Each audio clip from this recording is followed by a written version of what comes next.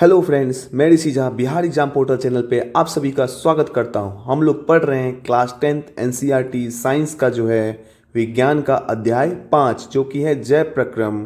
ठीक है, तो पिछले लेक्चर में हम लोगों ने पढ़ा था किसके बारे में, तो श्वसन तंत्र के बारे में। आज जो हम लोग पढ़ने जा रहे हैं वो है वहन तंत्र के बारे में। किसके बारे में पढ़ेंगे हम लोग, तो वहन तंत्र के बारे में पढ़ेंगे। इसमें मानव हृदय के बारे में हम लोग पढ़ेंगे। ठीक है, तो यहाँ पर परिसंचरण तंत्र को भी हम लोग देखेंगे अच्छी तरीका से। ठीक है, तो यहाँ पे देखिए, ये जो मानव हृदय का व्यवस्थात्मक काट का ये दृश्य जो है दिखाया गया है, तो यहाँ पर आपको मैं बता दूं, ये जितने भी बातें लिखी गई है, ये सारी बातें जो है आपको तब समझ में आएगा जब आप ये जो डायग्राम है, ठीक है, तो इस डायग्राम को अगर आप समझ लेते हो अच्छे तरीके से, जब आप इस डायग्राम को अच्छे तरीके से समझ लोगे तो फिर ये जो जितनी बातें हृदय के बारे में लिखा गया है, रक्त वहन तंत्र के बारे में जो लिखा गया है, तब आप इसको अच्छे ढंग से आप समझोगे। मानव में वहन को किस प्रकार से होता है, तो पहले हम लोग समझते हैं मानव हृदय के व्यवस्थात्मक काट का दृश्य को। ठीक है, तो यहाँ पे देखिए, तो मानव हृदय जो होता है पहले पुरुष और महिलाओं में ये जो होता है ये मुट्ठी आकार का होता है जो थोड़ा बाईं ओर झुका होता है। ठीक, उसके बाद इसका जो वजन होता है पुरुष में ये होता है कितना, 300 ग्राम, और महिलाओं में जो इसका वजन होता है 250 ग्राम के आसपास होता है। ठीक, तो यहाँ पर मानव हृदय जो होता है इसमें 4 कोष्ठ होते हैं। पहला होता है दायां अलिंद, उसके बाद क्या होता है बायां अलिंद, दायां नीले होता है, बायां नीले होता है। ठीक, इसके बीच में होता है विभाजिका जो दोनों को अलग करता है।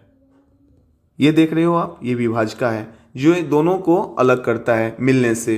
ठीक, इसके बाद इसमें क्या होता है, इतनी बातें आपको समझ में आ गया होगा। इसके बाद इसमें क्या होता है, ये जो देख रहे हो वाल्वा है, वाल्वा जो है इसके मदद से एक दूसरे से मिलने से इस ये जो दायां नीले आलिंद है और दायां नीले है, यहाँ से जो ब्लड, मतलब दायां आलिंद से ब्लड दायां नीले में आता है, इसमें सहायक होता है।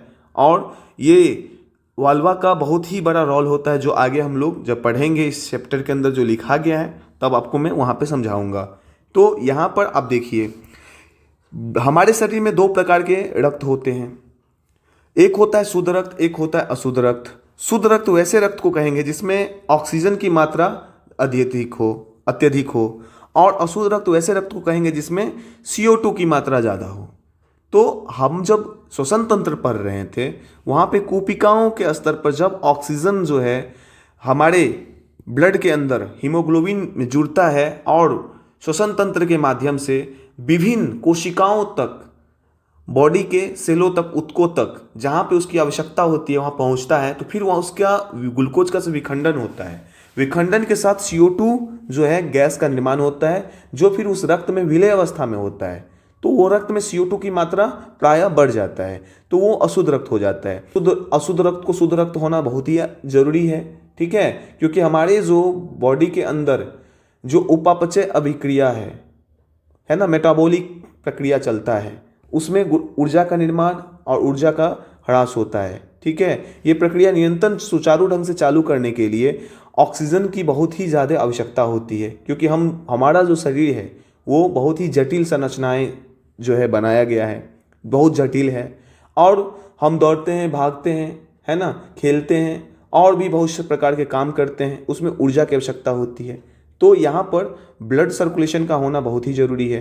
ब्लड सर्कुलेशन का होना इसलिए ज़रूरी है ताकि हमारे बॉडी के अंदर जो कोशिकाएं हैं, सेल हैं, ऊतक हैं, मांसपेशी हैं, उसको ऊर्जा मिलता रहे, जिससे कि हमारे बॉडी के अंदर जो दैनिक जिंदगी जो हम लोग जीते हैं उसमें जो है ऊर्जा की आवश्यकता होती है। उस ऊर्जा की आवश्यकता को पूरी करने के लिए, है ना, तो रक्त परिसंचरण तंत्र, श्वसन तंत्र की बहुत ही बड़ी क्या होती है, भागीदारी होती है। तो यहाँ पे आप समझिए इस बात को।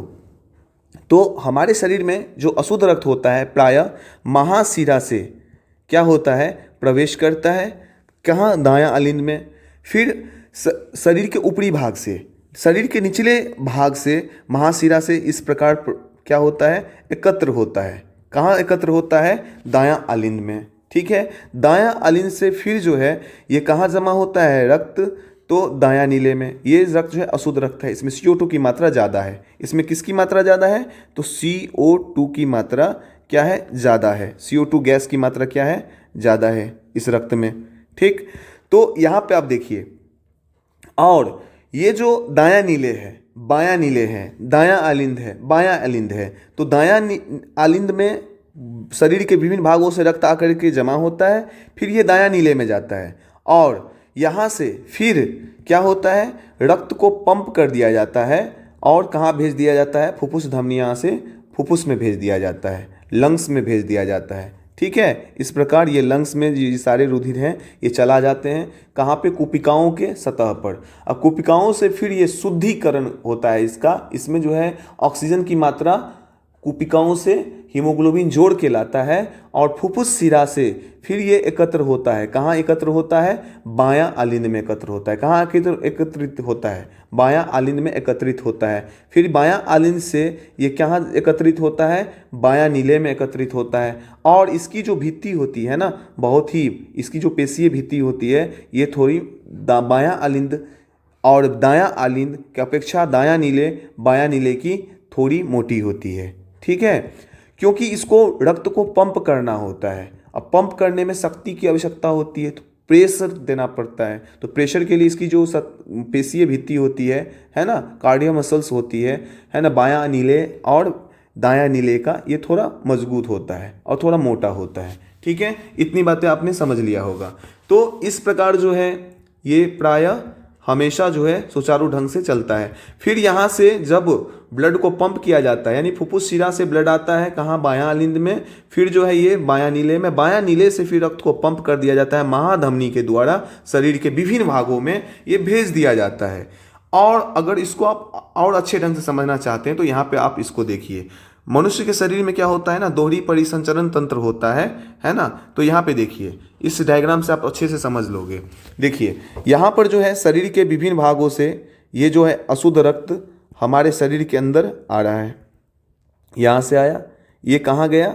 ये अब बताइए यह कहाँ गया? तो ये गया दायां आलिंद में, दायां आलिंद से दायां नीले में गया।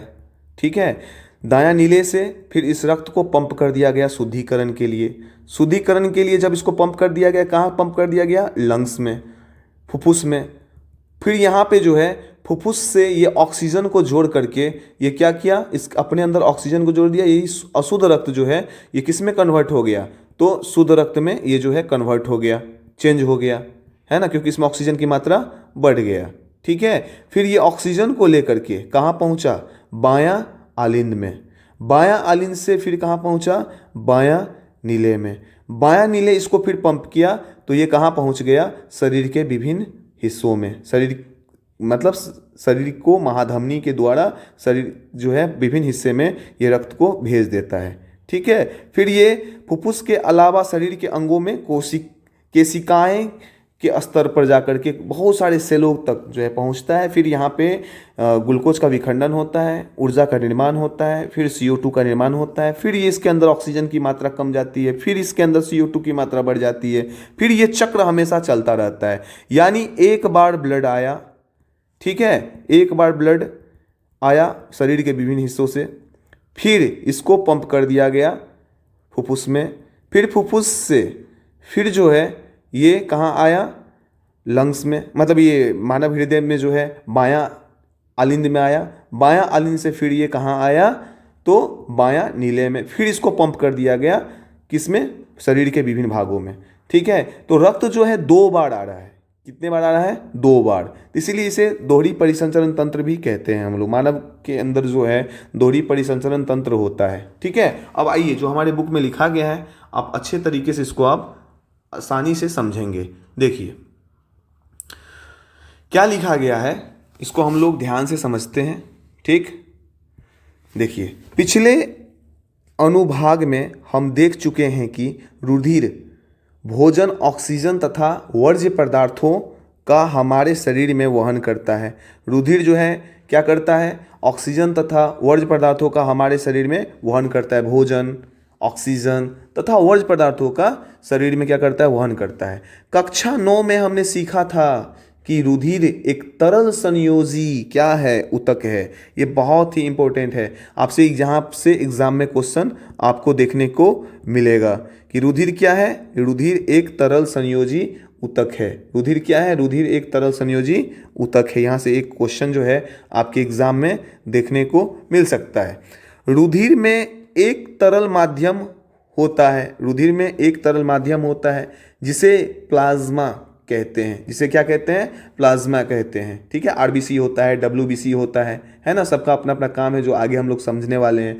इसमें कोशिकाएं निलंबित होती है और इसमें कोशिकाएं निलंबित होती है। प्लाज्मा भोजन कार्बन डाइऑक्साइड तथा नाइट्रोजन वर्ज्य पदार्थों का विलीन रूप से वहन करता है। ठीक है, प्लाज्मा भोजन कार्बन डाइऑक्साइड तथा नाइट्रोजन वर्ज्य पदार्थों का क्या करता है, विलीन रूप से वहन करता है। ऑक्सीजन को लाल रुधिर कणिकाएं ले जाती है, ऑक्सीजन को लाल रुधिर कणिकाएं ले जाती है। हमने पिछले लेक्चर में पढ़ा था, ऑक्सीजन में जो लाल रुधिर कणिकाएं होती है जिसे हम कहते हैं हीमोग्लोबिन, वो क्या करती है, ले जाती है। बहुत से अन्य पदार्थ जैसे लवण का वहन भी रुधिर के द्वारा होता है। लवण का वहन भी किसके द्वारा होता है, रुधिर के द्वारा होता है। अतः हमें एक पंपन यंत्र है कि नहीं की आवश्यकता है जो रुधिर को अंगों के आसपास धकेल सके। नलियों के एक परिपथ की आवश्यकता है जो रुधिर को सभी ऊतकों तक भेज सके तथा एक तंत्र की जो यह सुनिश्चित करे कि इस परिपथ में यदि कोई भी टूट फूट होती है तो उसकी मरम्मत हो सके। तो ये सारी बातें हैं। देखिए, जैसे कि आपके घर में पाइपलाइन होता है, पाइपलाइन के थ्रू जो है हमारे घर के विभिन्न नलों के पास जो है पानी पहुंचाया जाता है और यहाँ जो है मोटर का सबसे अहम रोल होता है। इसी तरह हमारे बॉडी के अंदर भी हमारा जो है पाइपलाइन होता है, विभिन्न बॉडी के विभिन्न हिस्सों में होता है, जिसमें धमनी सिरा दो प्रकार का पाइपलाइन होता है ना। एक पाइपलाइन जो होता है जो धमनी है जिसमें ऑक्सीजन का मात्रा ज़्यादा होता है और उस ऑक्सीजन को परिवहन करता है ना, धमनी द्वारा। और जिसमें कार्बन डाइऑक्साइड की मात्रा ज़्यादा होता है उस ब्लड का परिवहन जो है कौन करता है, तो सिरा करता है। तो इस परिपथ के अंदर जो परिवहन हो रहा है ना ब्लडों का, इसके लिए एक मोटर की आवश्यकता होती है। ठीक है, पंपन यंत्र की आवश्यकता होती है। वो पंपन यंत्र कौन है, मानव का हृदय, हमारा पंपन यंत्र। ठीक है, इसको हम लोग अच्छे तरीके से अब समझेंगे। देखिए यहाँ पे क्या कहता है, तो सभी ध्यान दें। हृदय एक पेशीय, एक सेकेंड, हृदय एक पेशीय अंग है जो हमारी मुट्ठी के आकार का होता है। ये बात मैंने आपको पहले ही बताया, हृदय एक पेशीय अंग है जो हमारी मुट्ठी के आकार का होता है। चित्र 6.10 में हम सभी देख चुके हैं। ये यहाँ पे जो है हम लोग सभी इस चित्र को देख चुके हैं। क्योंकि रुधिर को ऑक्सीजन व कार्बन डाइऑक्साइड दोनों का ही वहन करना होता है। रुधिर को ऑक्सीजन और कार्बन डाइऑक्साइड दोनों का ही क्या करना होता है, वहन करना होता है। अतः ऑक्सीजन प्रचुर रुधिर को कार्बन डाइऑक्साइड युक्त रुधिर से मिलने को रोकने के लिए हृदय कई कोष्ठों में बटा होता है, जो कि अभी आपको हमने फिगर में समझाया है। कार्बन डाइऑक्साइड प्रचुर रुधिर को कार्बन डाइऑक्साइड छोड़ने के लिए फुफ्फुस में जाना होता है और कार्बन डाइऑक्साइड युक्त जो ब्लड होता है ना, उसको कार्बन डाइऑक्साइड छोड़ने के लिए कहाँ जाना होता है, फुफ्फुस में जाना होता है तथा फुफ्फुस से वापस ऑक्सीजन रुधिर को हृदय में लाना होता है तथा फुफ्फुस से जो है वापस ऑक्सीजन को रुधिर को क्या करना होता है, हृदय में लाना होता है। यह ऑक्सीजन प्रचुर रुधिर तब शरीर के शेष हिस्सों में पंप किया जाता है। जब इसमें ऑक्सीजन जुड़ जाता है तो प्रचुर ऑक्सीजन जो जिसमें जुड़ गया, ऑक्सीजन प्रचुर रुधिर के अंदर जब आ गया है ना, तब शरीर के शेष हिस्से में क्या कर दिया जाता है, पंप किया जाता है जहाँ पे उसका उपयोग है। सेलों में, ऊतकों में, पेशीय जितने भी जो है हमारी कोशिकाएं होती है वहाँ पे उसकी आवश्यकता होती है, वहाँ कर क्या कर दिया जाता है, इसको पंप कर दिया जाता है। हम इस प्रक्रम को विभिन्न चरणों में समझ सकते हैं। चित्र 6.11 ऑक्सीजन, जैसे कि अभी मैंने 6.11 आपको मैंने अभी दिखाया है, देख सकते हैं आप 6.11। और पहले मैंने इसलिए समझाया क्योंकि आपको समझने में बहुत ही आसानी होगा, आप आराम से इसको समझ लोगे इस टॉपिक को। ऑक्सीजन प्रचुर रुधिर फुफ्फुस से हृदय में बाईं ओर स्थित कोष्ठ यानी बायां आलिंद में आता है। ऑक्सीजन प्रचुर रुधिर फुफ्फुस से हृदय में बाईं ओर स्थित कोष्ठ यानी बायां आलिंद में आता है। कहाँ आता है, बायां आलिंद में आता है। तो शुद्ध रक्त जो होता है ना, ये कहाँ आता है, ये बायां आलिंद में आता है। ऑक्सीजन जिसमें प्रचुर होती है कहाँ आता है? बायां आलिंद में आता है। यहाँ ये जो है ना, ये यहाँ पे आता है, ठीक है, यहाँ पे आके जमा होता है पहले, ठीक है, फुफ्फुस से। ठीक आगे हम लोग देखते हैं, इस रुधिर को एकत्रित करते समय बायां आलिंद स्थिर रहता है। और इस रुधिर को क्या करता है? एकत्रित करते समय बायां आलिंद क्या रहता है? स्थिर रहता है। जब अगला कोष्ठ बायां नीले फैलता है तब यह संकुचित होता है ना, कॉन्सेंट्रेट होता है, एक्सपेंड करता है, ठीक है। एक कॉन्सेंट्रेट होता है, एक पिचकता है तो एक फैलता है। जो पिचकता है वो ब्लड को धकेलता है किस में? यानी मान के चलिए बायां आलिंद है, वो पिचकेगा, ठीक है, तो क्या होगा? तो ये ब्लड को धकेल देगा बायां नीले में। बायां नीले फिर उसको एकदम प्रेशर से मारता है ना, तो क्या होता है? शरीर के विभिन्न हिस्सों में ये ब्लड जो है पंप हो जाता है, जिससे रुधिर इसमें स्थानांतरित होता है। अपनी बारी पर जब पेशीय बायां नीले संकुचित होता है तब रुधिर शरीर में पंपित हो जाता है, ठीक है। ऊपर वाला दायां कोष्ठ दायां आलिंद जब फैलता है तो शरीर से विऑक्सीजनित रुधिर इसमें आ जाता है। विऑक्सीजनित रुधिर जिसमें क्या होता है? CO2 की मात्रा अत्यधिक होती है, ये इसे हम लोग विऑक्सीजनित रुधिर करते हैं। और जब ये कोष्ठ क्या होगा? ये कोष्ठ जब फैलेगा, है ना, तो क्या होगा? इसके अंदर विऑक्सीजनित रुधिर, कौन सा रुधिर? विऑक्सीजनित रुधिर आकर के जब ये फैलेगा तो यहाँ जमा होगा, ठीक है। फिर ये क्या होगा? संकुचित होगा तो ये फैलेगा तो फिर यहाँ जमा होगा, ठीक है। और फिर ये पंप करेगा तो कहाँ चला जाएगा? फुफ्फुस में। ये सारे विऑक्सीजनित रुधिर जो है ये चला जाता है, क्या? ऑक्सीजन को लेने, ऑक्सीजन को अपने साथ जोड़ने के लिए। हीमोग्लोबिन जो है इसको जोड़ने का कार्य करता है। जैसे ही दायां आलिंद संकुचित होता है, नीचे वाला संगत कोष्ठ दायां नीले फैल जाता है। यह रुधिर को दाएं नीले में स्थानांतरित कर देता है, जो रुधिर को ऑक्सीजनीकरण हेतु अपनी बारी पर फुफ्फुस में पंप कर देता है। आलिंद की अपेक्षा नीले की पेशीय भित्ति मोटी होती है। यहाँ से एक क्वेश्चन आपको देखने को मिलेंगे कि भैया यहाँ पे आपको क्या मिलेगा? क्वेश्चन आपको मैं बता देता हूँ। यहाँ पे क्वेश्चन पहले इसको मैं हाईलाइट कर दूँ, ठीक है। एग्जाम में बहुत बार यहाँ से क्वेश्चन डायरेक्ट आपको देखने को मिलेंगे, ठीक है, इसको अच्छे समझे। यहाँ पे क्वेश्चन क्या रहेगा कि क्वेश्चन आपको देखने को क्या मिलेगा कि आलिंद की अपेक्षा प्रायः नीले की पेशीय भित्ति होती है, तो मोटी, पतली, AB दोनों, इनमें से कोई नहीं। तो आपको टिक क्या लगाना है एग्जाम में कि आलिंद की अपेक्षा नीले की पेशीय भित्ति क्या होती है? मोटी। क्यों होती है? क्योंकि नीले को पूरे शरीर में रुधिर को भेजना होता है। जब आलिंद या नीले संकुचित होते हैं तो वाल्वा उल्टी दिशा में रुधिर प्रवाह को रोकना सुनिश्चित करते हैं, ठीक है, इसलिए मोटी होती है। अगर ये नहीं रहेगी मोटी तो उसका जो मांसपेशी है वो फट सकता है कि नहीं, और अच्छे तरीके से जो है पंपन की प्रक्रिया जो है नहीं हो पाएगा, ठीक है। तो ये बातें आपको समझ में आ गया होगा। तो अब आपको बता दें, अगले यहाँ तक आपको अच्छे तरीके से समझ में आ गया होगा। अगर आपको यहाँ तक अच्छे से समझ में आ गया होगा तो नेक्स्ट क्लास लेक्चर में हम लोग इससे आगे पढ़ेंगे, क्योंकि वीडियो जो है बहुत लंबा हो चुका है। और नेक्स्ट लेक्चर में फुफ्फुस में ऑक्सीजन रुधिर में प्रवेश करती है, किस प्रकार मनुष्य के अंदर दोहरी परिसंचरण तंत्र की जो प्रक्रिया है, इसको हम लोग दोहरे परिसंचरण तंत्र की जो प्रक्रिया किस प्रकार होती है इसको हम लोग समझेंगे, जो कि नेक्स्ट लेक्चर में समझेंगे। अगर आपको अच्छे तरीके से इसको समझ पाए होंगे तो बिहार एग्जाम पोर्टल चैनल को आप जरूर सब्सक्राइब करना, लाइक करना, कमेंट करना, शेयर करना। फिर मिलते हैं नेक्स्ट वीडियो में, तब तक के लिए धन्यवाद।